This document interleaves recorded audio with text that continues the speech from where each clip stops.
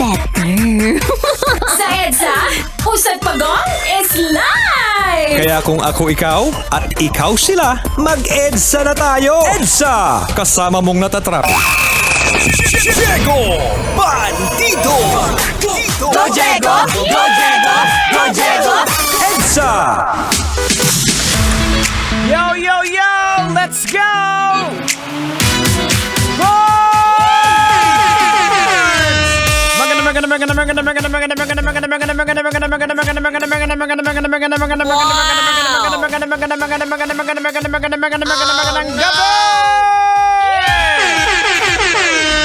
Metro and Mega Manila, oras po natin sa buong kapulan. We get 29 minutes makalipas sa oras na alas 7 ng gabi. At syempre mga kabisyo, kasama niyo pa rin po Diego Bandido, Tanghen at Duday. Hanggang alas 9 po tayo ng gabi mga kaibigan. At Pia, may popcorn, Philips Norg Mabro. Itlog mo no'y orange.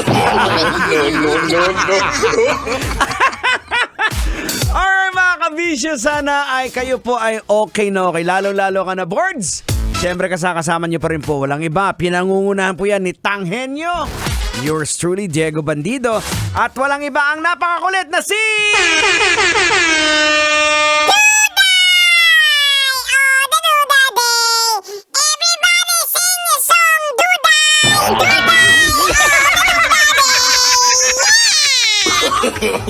No.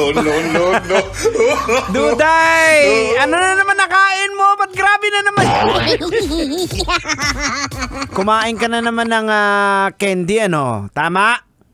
Opo, Uncle Diego Bandido, kasi meron po akong nakitang candy doon sa labas. Ang sarap-sarap po! Hoy! Doon ka na muna sa labas! Duday, sa labas ka na muna, okay? O, Tang, palabasin mo na muna, Tang. Teka lang, Duday. Sige na, doon ka na nga muna sa labas. Masyadong ano ka ngayon. No. Ang bilis. O, eto na! Tang, pag-usap. Ay! Duday, ba't nandiyo ka pa? Lumabas ka na nga! Okay, Tang, pag-usapan na natin to. Eto po mga kabisyo, nakakalungkot po. Nauwi po sa pagkamatay ang pagmamalasakit ng isang nurse sa isang naaksidenteng motorcycle rider sa Caloocan. Matapos niya kasing tulungan, eto nga po mga kabisyo, pinagbabaril siya ng rider. Oh no!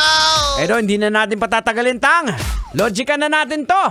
Ay, sige, wag mo na patagalin yan. Logican mo na yan para mahimasmasan. Logika na yan! Logika na yan! Alright mga kabisyo, logica na yan!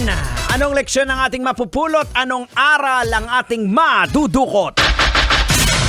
Boards! Kailangan pa bang i-memorize yan?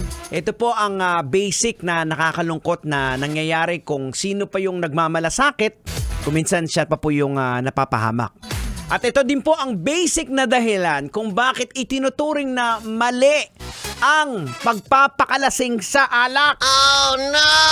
Dahil nga po mga kabisyo sa mga kagaya nitong pangyayari ito.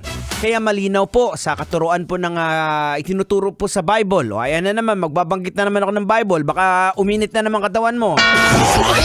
Diba? Malinaw po na itinuturo po sa atin. Nakasulat po yan sa Efeso 5, talatang 18. Huwag kayong maglalasing sapagkat sisirain lamang niyan ang inyong buhay. Sa halip ay dapat kayong mapuspos ng espiritu.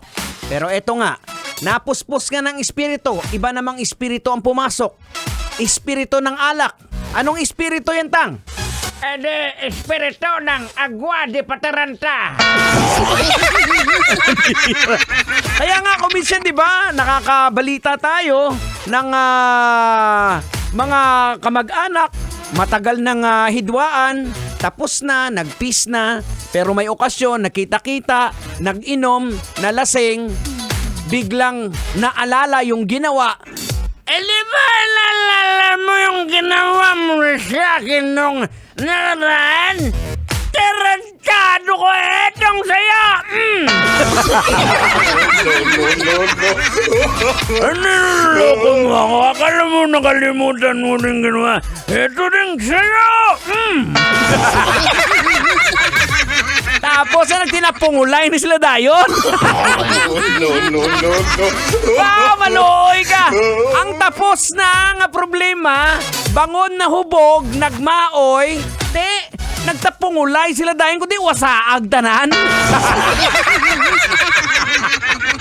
Bow! Please forgive me, maluoy ka. Alright, ladies and gentlemen. We got 34 minutes after 7 o'clock now. I got a song from Bryan Adams that's cool things down, right? Here's the song, Please Forgive Me. Sa 90.7 Love Radio. Kailangan pa bang i-memorize yan? Kailangan pa bang i-memorize yan? Love Radio Basic!